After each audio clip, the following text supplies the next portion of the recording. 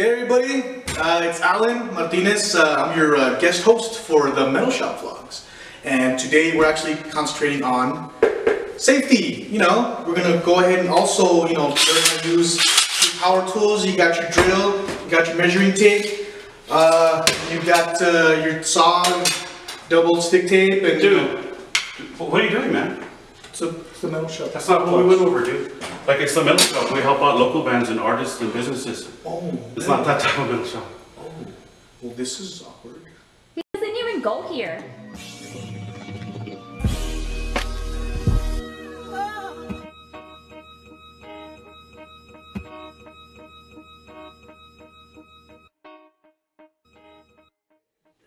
Okay. Alright, how's it going, everybody? I'm doing Metal Shop Vlogs, and we're here with Just Barz. How's it going? Just Barz. Nice to be here. Yeah, we're gonna go ahead and we have our featured artist for today, and we're gonna go ahead and just ask a bunch of questions, see how he reacts, and keep him on his toes, and see how it goes. First off, man, what are your music influences? Like, how did you get started? Like, what's your passion like when it comes to music? Well, my dad's he's actually a rapper. So growing up, I saw him, every day, either writing or he would take me to the studio with him, which is really cool. But other than my pops, I grew up on like, Jay-Z, Right. Nas, Right. Big L, Rakim, Raekwon, mainly Wu-Tang, Meth, Redman, just a lot of artists in general. But yeah, it just, being around hip hop since a young age, it just really influenced me to go, that path in my life. Right. Sweet. It's good, man. Like in your own words, like how, like I don't want to put you in a box. I don't want to be like, all right, this is what you are. Yeah. I mean, like, what, how would you feel like would be like your like style or like your genre? I do consider myself a rapper, of course, but I also do some songwriting. The reason I say songwriting is because I can't sing. Okay. I can write stuff that sounds, like you put a singer there, be pretty nice. But right. As far as myself, yeah, I sound horrible. I sound like someone just. Hey man, it's cool. I mean, you do what you can with it, right? But that's cool. I mean, like, is it just like is a hip hop, or like what other, like, do you put stuff in there, or like, I mean, what like type of beats? Yeah, well, I mean, like, since I grew up on a lot of older stuff, I really like jazz influence, instrumentals. I really love the jazz feel. Just very classic style, old Kanye West. Pretty much is the best way to describe it. Adding a little bit of Common, but. Yeah, I like to mix it up, just keep that culture and then include, a bunch of different genres. Yeah, mix it up. I mean, Yeah, so you can't, exactly. you can't, just kind of like stay stale. You gotta mix it up and try to make it your own. You know what I mean? Yeah, exactly. It is you. All right. Well, we already kind of have a feel for like, what type of music you're kind of trying to project. Your artists, all the people that your influences. Let's go ahead and tell the people like talk about you, man. Like where did do you have like any originals? Yeah, it's only like El Paso. Like what's yeah, going on? well, I was born here. I was born in El Paso, but due to my pop's job, we moved a lot. So we went to Killeen. I've been to Dallas, San Antonio. Was it because your dad was like a military? Yeah, exactly. Yeah, Okay. My pops was in the military, so we did move a lot when I was younger. But yeah, I was born here. And this is like a really, I don't know, Paso is like a really big part of help forming me or molding me into the artist I feel like I'm becoming. Just because I've recorded at a lot of studios and I've been able to get a lot of input as far as my music and good criticism.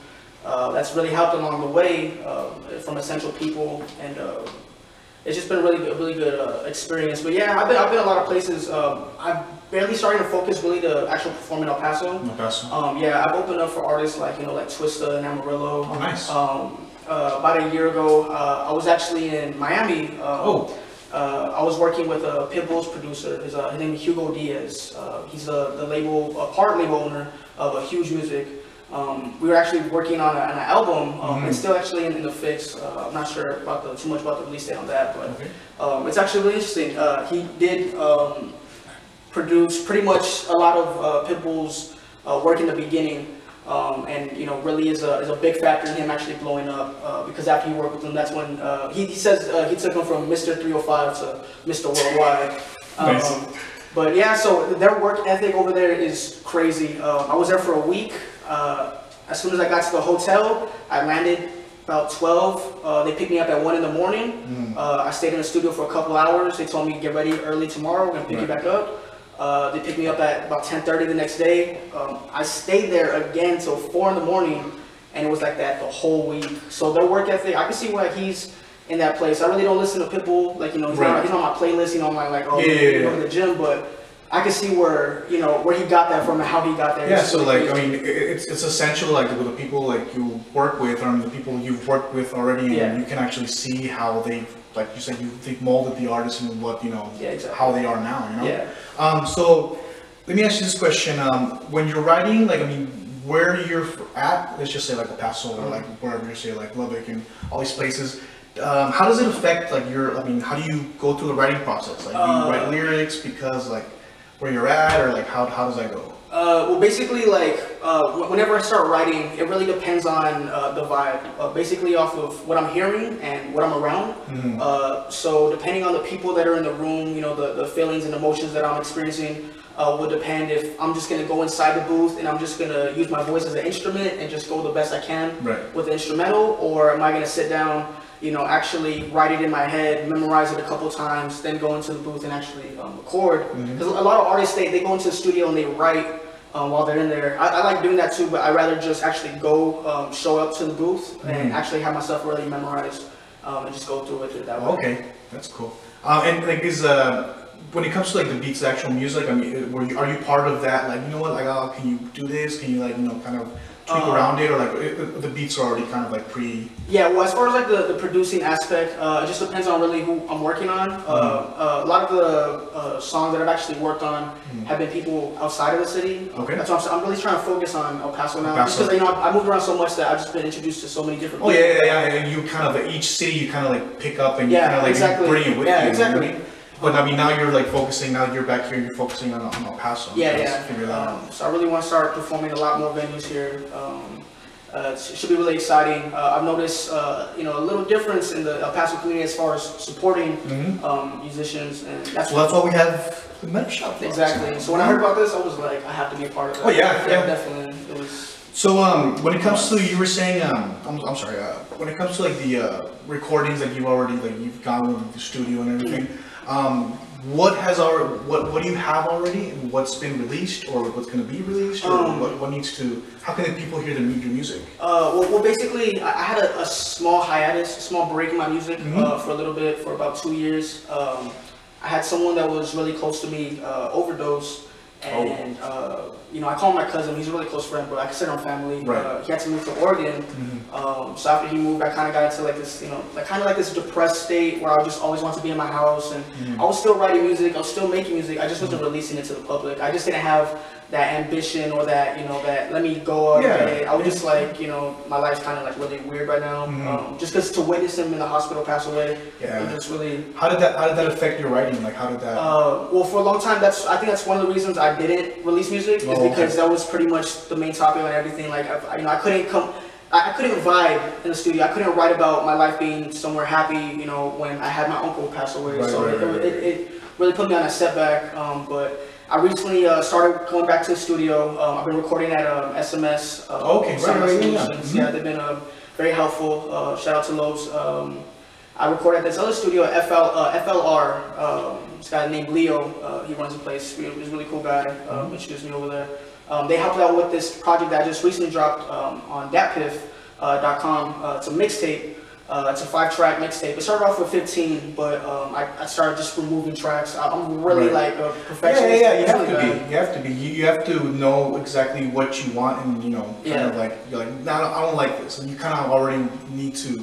Tweak it. Like, it's annoying, but so I recently dropped it. It's done pretty good.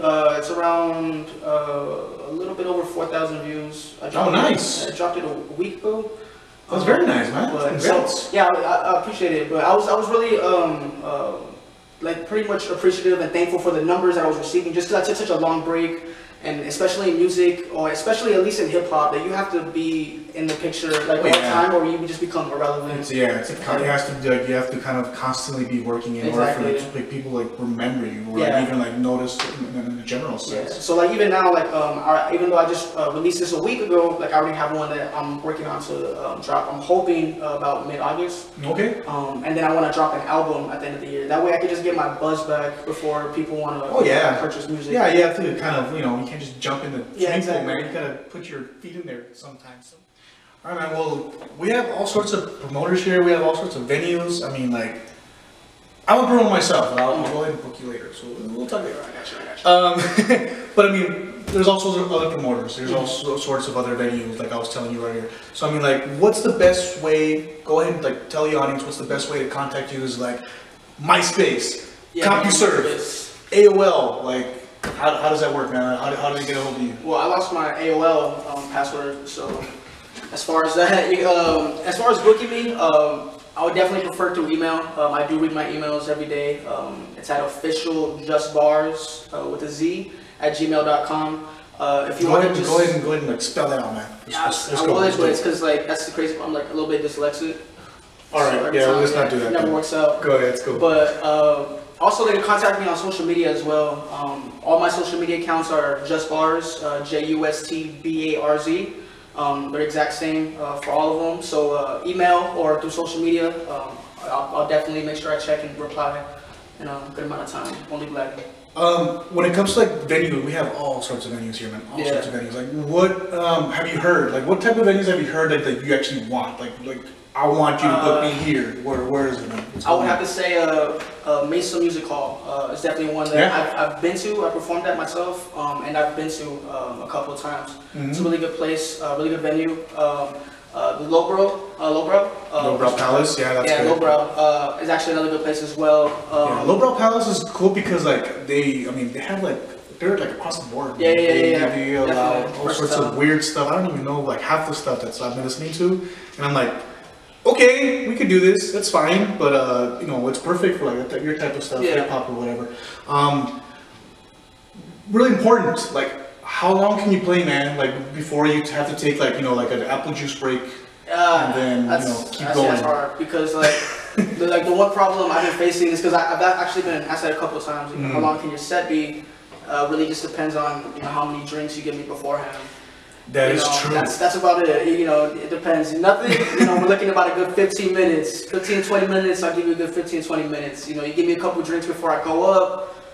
I might not show up. It automatically subtracts by 10 minutes. I just get too much in the crowd. But you know what? If you buy the crowd more beer, the better you sound. Yeah, you have a point. And it's like you say something like remotely funny, and they're like they're cracking up, man, because they're drunk. But yeah, you have to reverse that. Yeah. You have to reverse that. You don't get the drinks. You put the drinks to the audience. See, I'm gunning for you guys. Like I stick up for you. See, I'm giving you free drinks. Look at this. Anyway, but well, what else can you say about yourself? Like put yourself out there. Like, what do you want to say to the people, man? Just it's been a good while since I released music, but now it's gonna be really consistent. Between projects, I will have just tracks or remixes to popular songs of the time that people would want to hear too. In the meantime, but I'm definitely gonna have a bunch of projects coming out this year and every year following. But yeah, I really want to focus on El Paso. But if there's any promoters that are out of town, I'm always happy to do out of town venues. It's definitely exciting meeting new people and new crowds and being able to experience things of that nature. Nice. All right, time for the segment Metal Shop Vlogs. Safety. No, I'm just kidding. No.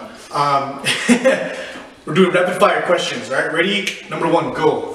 Groupie experiences. What's like a groupie? Amarillo, Texas. When I opened up for Twista, after I was done with my set, I had a older woman approach me in the VIP section. At the end of the night, I ended up finding out that she was 28. I was 18 at the time. She thought I was 21. That's older lady, really? Okay. 10 years. You know what? No. That's just 10 years. But it's not something I'm exactly used to. I was still in my senior year in high school, and then I was in Amarillo, opening up for this, this big artist that I've always, looked up to, and then Next thing I know, there's just like this beautiful blonde girl in front of me. But it's messed up though, because when I walked in there before I performed, I was getting no looks. If anything, I was getting kind of pushed out the way. And then after I performed, I was getting pushed out the way still, but you know, there was some looks, little glances. All right. Craziest drunk experience on tour? Oh man. This was actually a couple months ago, about 3 months ago. Like I said, that joke that I made earlier about how many drinks you give me before the show. You know, I was with a couple of friends. We're kind of like pre-gaming before the, you know, the actual show, and I took a little bit too many shots.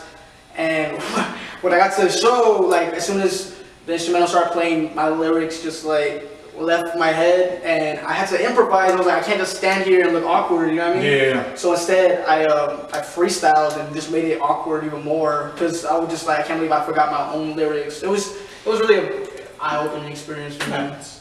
It happens. Weirdest studio experience as well. Like what happened in the studio that you just like, what? Did that just happen? The weirdest was actually another out-of-town studio. I was recording and I walked into the wrong room, and when I opened it, they were like growing like a bunch of like weed, and like they're, I guess inside that room. I guess it was like the guest room. Wait, hold on. What do you mean? Yeah. Marijuana? Yeah, they were going to their house. You know, this wasn't here, and you know, I don't have the number anymore. But yeah, I was just like, I was in shock. I was like, what? And it was just so funny because he was so casual about it. He was like, oh, wrong room, and I was just like, okay. Got back to the room to record. And yeah, that was just pretty weird. It was really awkward. I was in shock. It was pretty cool. All right. Question number 4. That's controversial. Iggy Azalea or Azalea Banks? Sorry. See, that's like picking the less of two evils. Iggy Azalea voice annoys me really bad, but Azalea Banks just like talks nothing but shit. Like when she talks, like she's like a female Trump. Oh, okay. Yeah. All right. That's like the best comparison I can make. Does everybody hate her too? Oh yeah. She had her. I'm not sure if you guys heard. She had her Twitter actually deleted off of Twitter. Her Twitter account is no longer, because she's so controversial. She calls out so many people that they decided, like, think about all the racist stuff that is said on Twitter every day, and she got deleted. And she's the one that. So I'm going with Iggy. I'm going with Iggy. Yeah, that's good. All right. Final question, rapid fire. Who out of like when it comes to all the rappers or like any artist, or whatever rapper, whatever genre you want, who would you want to work with the most? Honestly, like out of every genre of artist, every musician, dead or alive, 10 out of 10, it's gonna be Eminem. Oh, nice. Yeah, he raps really fast. Yeah, he's something else, man. It was crazy listening to him growing up, but. If I had to, you know, I would pay to work with Eminem. Yeah. Have you ever, do you know who the Micro Machine guy? The Micro Machine? No, he talks really fast. Yeah? Yeah. Sure. And, yeah, Eminem probably will take his spot one day.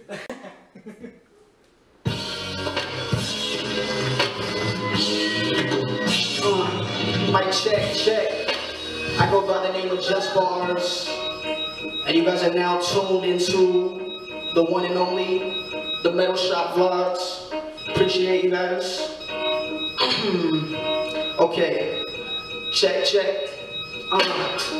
Look, I don't mean to sound redundant, but I really need all this money in abundance. It's been that way since I came out the womb. Hip-hop dying, so I put the pressure on the wound. I can even feel all the tension in the room, cause if my hand slips, well, that skips. Talk about a casualty. I think it's funny when they talk about me casually, taking shots when they aren't hugs apart. Let's be honest, y'all can go bar for bar. Any attempt will leave you 6 feet. I mean, I have more bars than fucking 6th Street. So please, listen up, pimp squeak. Quiet down whenever you hear a pimp speak. And while on the subject of pimp speed, let me say, rest in peace to Pimp C. I'm so ahead of my time. If they have a wrinkle, guess who's Marty McFly? People like your bars, where you been at? We've been hearing rumors all through the chit chat, and I believe it, cause nowadays people think they know you just because they know your name. Motherfucker, stay up in your lane. Watch the friends brainstorm and make purple rain. And I'm so far from kidding. So don't adopt the thoughts of others just because they're fitting. Just Barz, depression. Alright, man. Obviously, you know, promotion and PR marketing goes a long way. So like, what is it like? Who do you want shout out to? Like, it could be anybody you work with, anybody you want to work with, anybody you're thankful for, anything. Well, like I said previously, I really appreciate all the help from SMS, Soundmind Solutions, Lobes, the studio. They've been really helpful. You know, random late hours recording, they come through. You know, FLR Studios, they've definitely helped. Lowbrow is definitely a venue that I definitely want to pursue very soon. I've been hearing nothing but good things from that place as far as promotion and shows. The Mesa Music Hall, I've had a few events there. They treated me greatly, you know, from the security to the bartenders. You know, everything's good. The staff is really cool. But shout out to my fans also. You know, to leave for such a long period of time and then come back, drop a mixtape and see that many views. You know, I really appreciate it. All the support really, and of course, you know, all my, you know, my friends and my team basically. You know, have a very small circle of people that definitely contribute to my music. You know, like my friends like Ruben, Raul, Chris, Hector. They definitely have helped a lot in this whole, you know, music thing, because it gets really hard for one person when you're the only one promoting, the only one advertising, only one managing. You're basically your own, you know, record label. So, you know, it's definitely been crazy. And basically the local support, I've been seeing it, you know, little by little. Paso's starting to get over that stigma of, you know, nothing can happen from the city. It's too much of a small city. Like, I'm starting to see a lot more talent and a lot more support for artists. There's a couple artists that are really, you know, making some big noise for the city, and, you know, just keep it up. That way we can really put the city on the map and not just be that, you know, that random armpit city in Texas. You know who's actually helping a lot when it comes to the progress? Oh, I definitely know. Shout out to the Metal Shop Vlogs. Well, that about wraps up our Metal Shop Vlog session. We'd like to, you know, like to thank my guest, and yeah. I appreciate it. Next time, man.